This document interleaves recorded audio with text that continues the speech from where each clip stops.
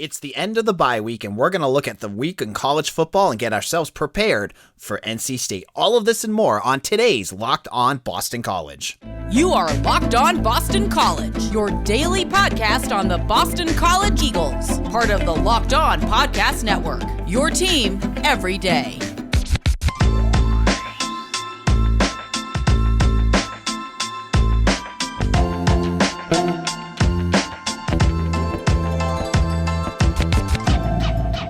This is Locked On Boston College. I am your host, AJ Black. On today's show, we're going to recap an extraordinary weekend in college football, one that did not include Boston College because they were on a bye week, and we'll look at the ACC and around the country. In addition, we're going to look at the news because BC hockey dropped their puck this weekend with 2 games and ended up with a win and a tie. But before we get into the games themselves, let me thank you. If this is your first listen, I want to thank you for making Locked On Boston College the first thing that you do when you listen to something in your car or on a walk every morning. I just want to thank you because it means a lot that I put this work in and that you all listen. So thank you all. Well, let's look at the hockey games. So this weekend, the Icebreaker Challenge dropped the puck on the 2021-2022 season for Boston College hockey. On Friday, they played Quinnipiac, and on Saturday, they faced off with home team Holy Cross. Quinnipiac obviously was the bigger opponent of the two because Quinnipiac is always a very good team in college hockey, and it was a back and forth battle for BC. BC jumped out to a 2-0 lead against the Bobcats on goals by Colby Ambrosio and Patrick Giles. So BC gets those 2 goals. Then Quinnipiac, they tied the game up early in the third period on a goal, and it goes into overtime. Now, remember, college hockey has different rules, and it's wonky with the way that it works in college sports, but it's not the same as like the NHL where it just ends in a tie and everyone gets a point and they move on from that. The way it works in college hockey is they have an overtime where the 2 points or the win can still be won there. It doesn't happen in this game. Both teams, it's a draw. Then they go into penalty shots, which is basically, it's just about pride for these two teams. Like, who can win. It doesn't make any difference in terms of win-loss because the game is already a tie. Well, BC wins technically in the shootout. Casey Carreau hits the game-winning penalty shot, but they get a tie. And so, unfortunately for Boston College, they don't get the win. And, they were 0-3 lifetime against Quinnipiac, so they don't get their first program win against the Bobcats, which kind of stinks. But when you play a tough team like Quinnipiac to start off a season, to at least escape a tie, especially with Boston College, who has, they lost a ton of talent from last year. They've got a whole bunch of new names. They're trying to figure things out. I think this was as good of an ending as you could get. Obviously, you want to win, but you can't complain about that either. So they win, air quotes, the first game, but it's a tie. Then they face off against Holy Cross. Holy Cross got trounced by Northeastern the day before. They get to play BC the next day, and BC smokes them. They win 5-1 in a game where they were just all over the Crusaders from start to finish. It got just like the first game. BC scored, I think, within the first minute in both of these games. Brandon Cruz, a transfer from Bowling Green, he takes a Marshall Warren pass and buries it to go up 1-0. Mark McLaughlin had a pair of goals as well. He's the senior leader on this team. Cruz is one of many transfers, so you're going to see a lot of new names, including Eric Dupp, their new goalie, who I thought had a really good couple games. He saved 31 of 33 shots against Quinnipiac in some really tough segments there. And he had a good game again against Holy Cross. Wilder played against Holy Cross. He had Dopp did a nice job against Quinnipiac. Wilder, who's been on BC for a while, played against Holy Cross. And then Matt Argentina, in his first collegiate game, scored a goal to give BC the 5-1 lead, and that's all it took. So BC gets their first win of the season, and they end up the winner, I believe, if you want to call it that, of the Icebreaker Challenge. So that's great. And then it goes right into Hockey East play. So huge game coming up already on Friday when they host Northeastern, who obviously is one of the better teams in the conference, and they've built a great program over there. So BC's 1-0-1, and we'll see how they do when they play a good team like Northeastern next week. But it's a good start of the season for the Eagles. Now, in a moment, we're going to talk to Mitch Wolf about college football, and we're going to look at the games in the ACC from the past weekend. But before we do that, let me tell you a little bit about PrizePicks. It's the leader in college sports daily fantasy. They offer more college football props than anyone in the world and offers all the star players of the Power 5, as well as mid-major players you may have never heard of. They give you props from anything you can think of, from yardage to touchdowns, even interceptions. All you do is you pick 2 to 5 players, the over-under on their projections, and you can win up to 10 times on any entry, and it's just you versus the projected numbers. PrizePicks is really interesting too because they allow you to do mixed sports entries. You could do one with like LeBron James, and then with Sidney Crosby for hockey. Your imagination is the limit.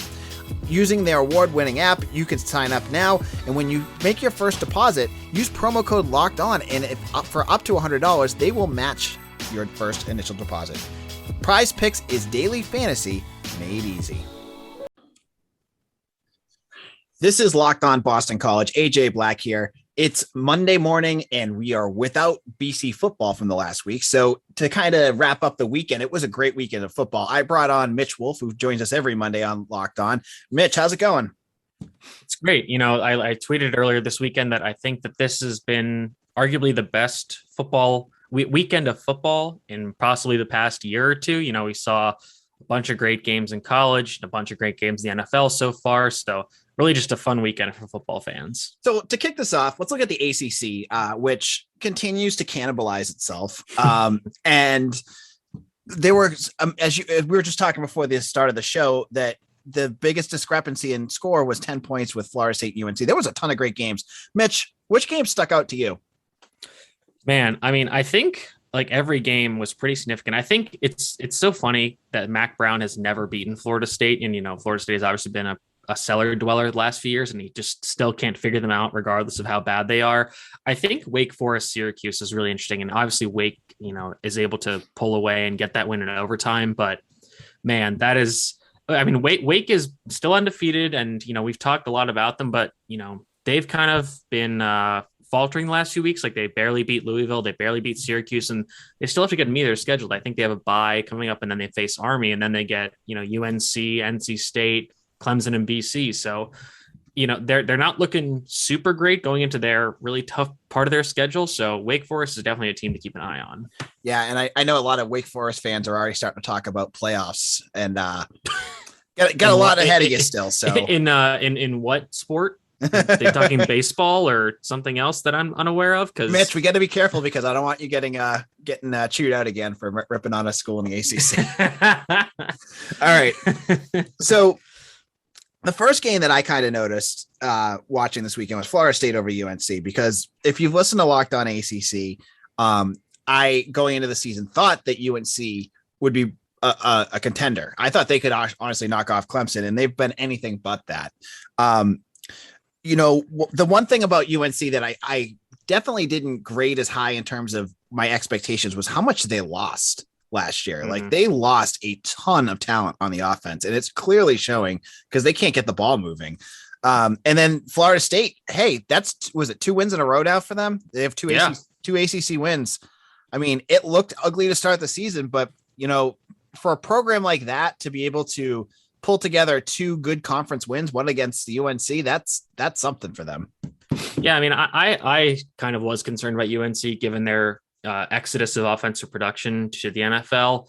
So that was concerning to me, but I'm a little surprised about how far they've fallen so far. But I think, like you said, like if UNC had, met the expectations we had for them preseason, yeah, they would definitely be able to contend with the Clemson team. We've seen this thus far. I don't love Mac Brown's post-game comments where he said something to the effect of, oh yeah, like the media set too high expectations for us, so that's their fault. I'm like, okay, well, maybe you should just coach your team better and, find a way to beat Florida State for once. So, don't blame the media for your own shortcomings. So you're looking at both conferences now. You see, it's anyone's game, right? Any team, you could make an argument if you wanted to, that any team in the ACC could win the Atlantic, and any team in the Coastal could win the Coastal Conference, and any team could win everything. At this point, it could be anyone. We already talked a little bit about Wake Forest. We're a little skeptical about what they could do, and there's a possibility that when they hit the meat of their schedule, that they could struggle again. Mitch, who do you think wins both divisions? I mean, I think right now we see that I think Pitt and Virginia Tech are in the driver's seat for the Coastal. Virginia Tech has 2 losses, but neither of them are conference losses. So, they're undefeated in the conference so far. And, aside from Pitt, the Coastal is, for like you said, cannibalizing themselves. Like Virginia's been explosive, but they haven't really been as consistent. North Carolina has, like we mentioned, had their issues. Miami's had their issues. Georgia Tech and Duke played this past weekend, and neither of those teams are very good, to be frank. So, Virginia Tech's got a good shot. And, same token as Pitt, like they've got Clemson coming up soon. And I feel like they're going to win that game outright. And I feel like Pitt could run the table, win the Coastal. On the Atlantic side, like, Wake Forest, like we said, undefeated, still got some tough games ahead of them. Then you've got NC State, who's won losses to an SEC game or SEC team. And that game was kind of fluky. I watched them today and I was like, they could have won this game. I think if they played again, they might beat Mississippi State. And then, of course, you got BC. And, if BC beats NC State, they've got a pretty easy road going down the stretch. And then, if they beat Wake, they could be facing Wake Forest for the ACC Atlantic title at the end of November. And, when I'm looking at the Atlantic, Clemson is a team to keep an eye on because I feel when I watch them play, I know they're a sloppy mess right now. We saw them be a sloppy mess against BC, specifically on offense. Their defense, I thought, looked really good. Do you feel like their season's done in terms of competing for the Atlantic, or do you think they'll actually be able to turn that offense around and get something going? I guess there is a chance they could compete for the Atlantic. I don't see them competing for anything beyond that. And I wonder if that might affect them because, Clemson has this tradition of, owning this conference and then getting the playoff, but like, they don't really have much to play for now. So, they fell out of the rankings for the first time since, in almost living memory, but they've got Syracuse this week. That's probably a win. They've got Pitt the next week. That's probably gonna be tough. Then they're FSU, Louisville, UConn, which I think we'll get into maybe in the next segment at some point. But yeah, I mean, it's possible, but I mean, I can see at least maybe 2 losses coming in conference throughout the rest of the season. So yeah, I don't really think that they're going to be in contention for the Atlantic, to be honest. And I have this sneaking suspicion, just the way that Dabo acts, that Tony Elliott's probably going to be looking for a new job at the end of this year. No question. 100%. He's going to blame it on somebody. And that's, I mean, it's not just Dabo. I think college football, when you're at that level, coaches are going to look for heads, and he's the easiest culprit at this point. So my last question is a little off base, and it'll get kind of cue into our third segment today. I watched the Red River Rivalry game, which was absolutely bananas. But the one takeaway I got from that is that Spencer Rattler will not be with Oklahoma next year. Could you think of an ACC team that could use Spencer Rattler next year? I mean, he's originally from Arizona, so I have to imagine that he might head back towards the West Coast. Yep. Arizona is one of the worst teams in the FBS at this point, so that might not be in it for him. Arizona State should still have Jaden Daniels there, so that might not be an option either. UCLA is going to be losing Dorian Thompson-Robinson this offseason, so UCLA could be an option. I don't know, maybe Pitt, because they'll finally lose Kenny Pickett, but that doesn't seem like a really good fit. FSU, it's a big program. They'll be losing Mackenzie Milton, but I think they like Jordan Travis, so probably not. I don't know. I don't think the ACC is going to be a fit for Spencer Rattler moving forward, but yeah, I definitely agree with that. He's going to be hitting the transfer portal by the end of the season at the very latest. It could come this week if I wouldn't be shocked, honestly. Yeah, the one team that strikes me as a team that could figure things out, especially with NIL now on, is the U. And I don't know. That's a good point. That's a good point. Yeah, I don't know what their depth chart looks like, but they look like the perfect program for him. Where they have a lot of freshmen, and they're the way they list their roster is weird just because of the COVID year. So like they list like guys who played in 8 games last year as freshmen. So it's like, okay, they're sophomores, but whatever. So I think they've got it's Tyler Van Dyke. He has played a good bit. They've got Jeff Garcia's son as another backup. So they've got a bunch of young quarterbacks. So, I mean, Rattler could go there for sure.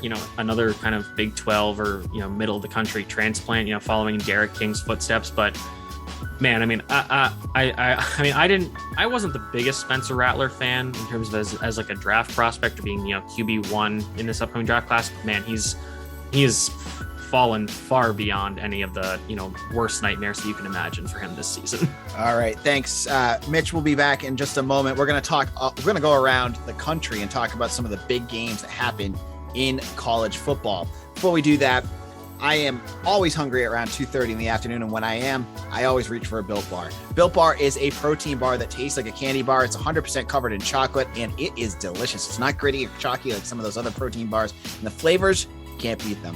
Right now, they have a limited edition cookie dough chunk, which is my absolute favorite. You got to catch that before they run out, because they run out quickly.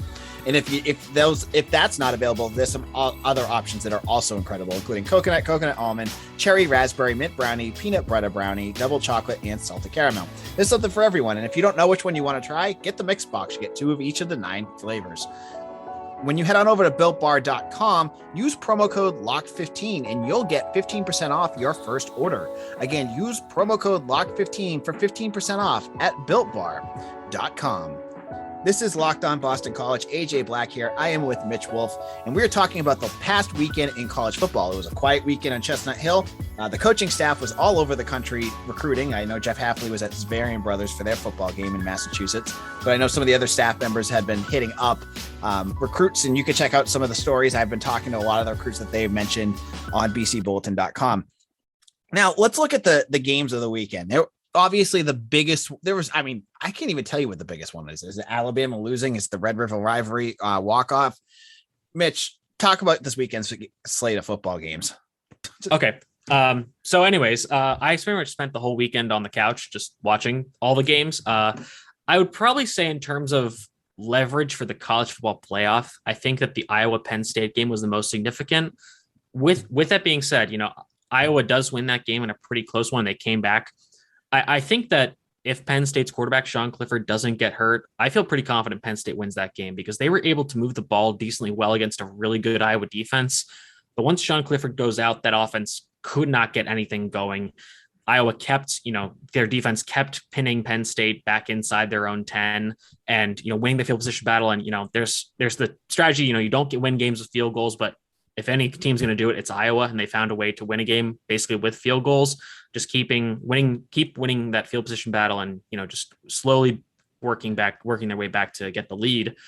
But I mean, the Big Ten East is extremely interesting because, at the end of October, you've got Ohio State and Penn State playing each other and Michigan State and Michigan playing each other on the same night. So you've got 2 one-loss teams and 2 undefeated teams playing at this point against each other. And, obviously all those teams will play each other at some point in the season, but the Big Ten East is definitely, of all the divisions in college football, that's probably the one to watch because, Michigan State looks like a really tough team. They're really fun to watch. I'm not sure if they can beat some of these elite teams.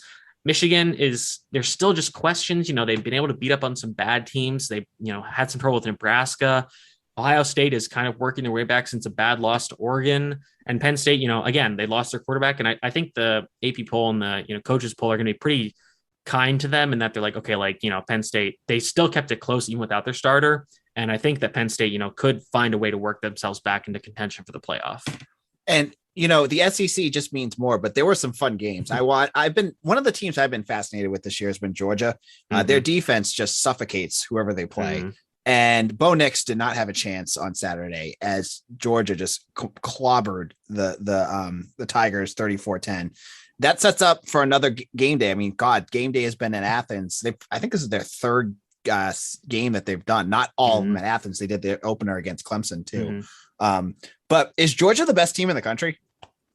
Unquestionably. And it's crazy because, they're getting it done with Stetson Bennett, who is, kind of Georgia's version of Janice Grosel, basically. But, he's able to it's funny. I tweeted this, he'll do some dumb plays where he'll forget that he's, this 5'11", 190-pound walk-on. And then there are other plays where he'll forget he's a walk-on and throw a beautiful bomb touchdown.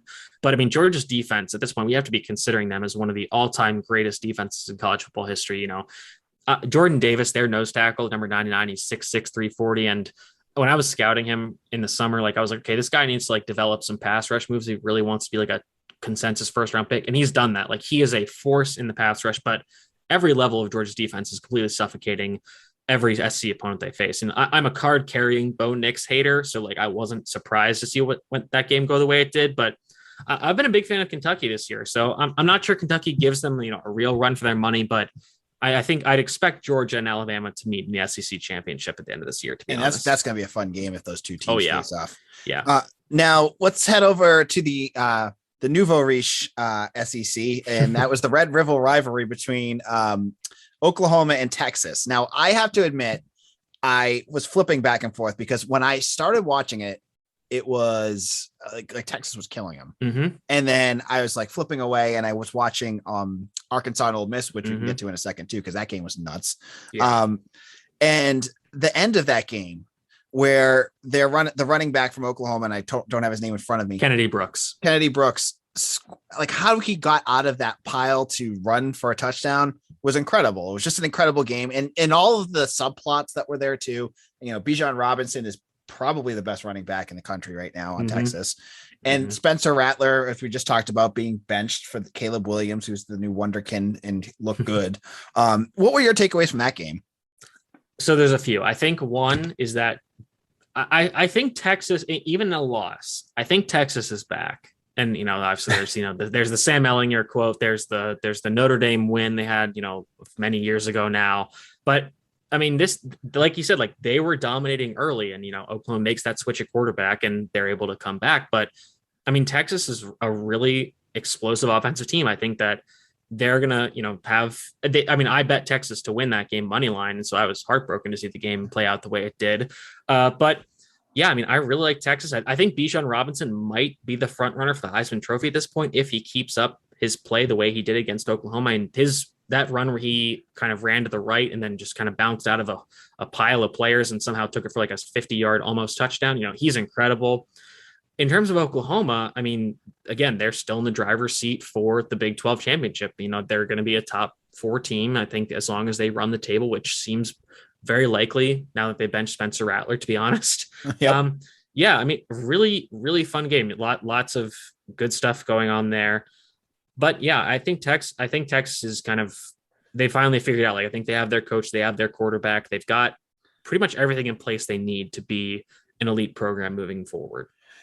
And continuing at the SEC, because they just had some great games this weekend. I thoroughly enjoyed watching Arkansas and Ole Miss. That was the game I flipped off of Oklahoma and Texas once it started. It looked like it was going to be getting out of control.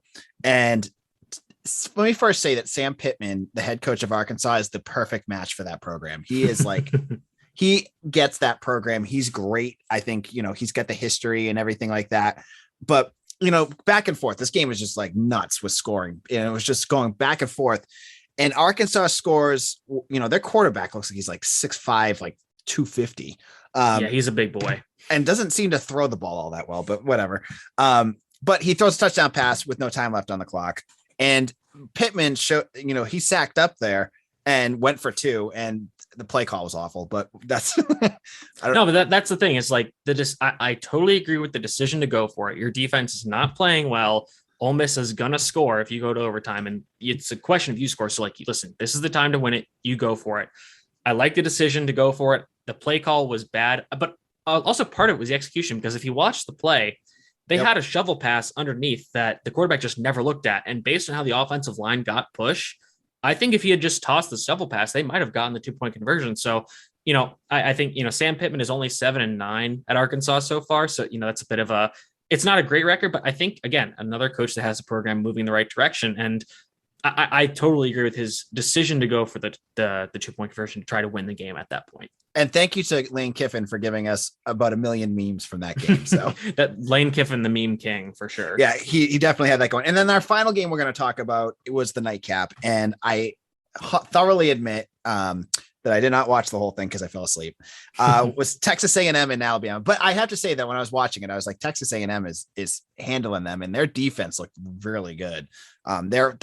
I know their defense is Elko, defensive coordinator. Yep. I know he was a name when Hafley was hired, was linked to BC as a potential head coach. But I loved the way that they attacked Alabama's offense, the way that they went after Bryce Young.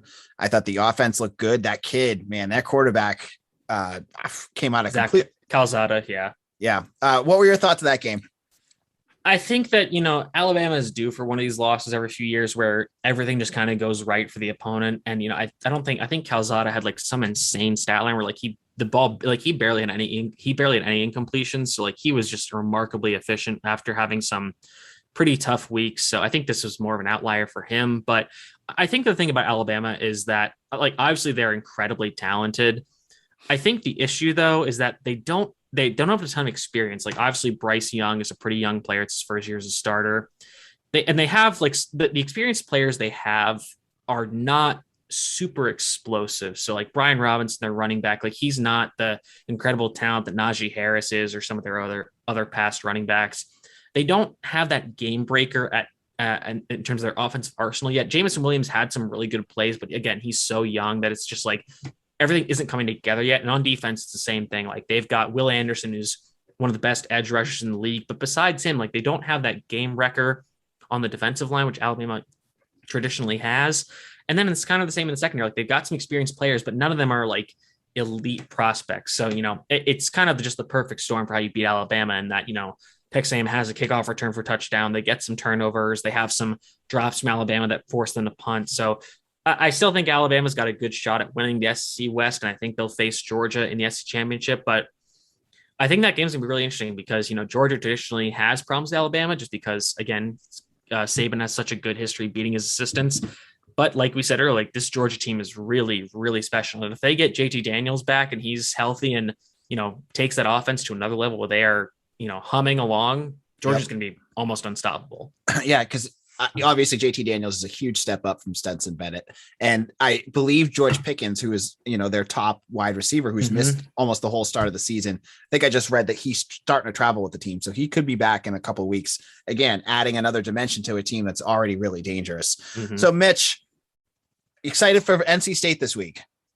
Oh yeah, absolutely. Like I said, like this could be one of the games that decides who wins the ACC Atlantic. Like this is an extremely important game. I'm going to be at the game, actually. I'll be making my return to Chestnut Hill this weekend. So I'll be tailgating and watching the game in person, which will be really exciting. And I'll be up in the press box. So I'll wave to you.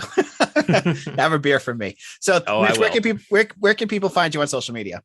You can find me at Mitchell T. Wolfe, WOLFE. As always, tweeting out BC stuff, tweeting out just general college football stuff, NFL draft stuff, Steelers stuff, if you're into that. But yeah, I'm almost at 400 followers. So if some of you could, get me over that hump, I'd really appreciate it. All right. Thanks, Mitch. You can follow me. This is AJ Black on Twitter at AJBlack_BC, or the site is Locked On. I mean, the podcast is Locked On BC. I'm the editor and publisher of BCBulletin.com. Check out our work there. Thank you all for listening, and we'll see you again for another show tomorrow. Take care, everyone.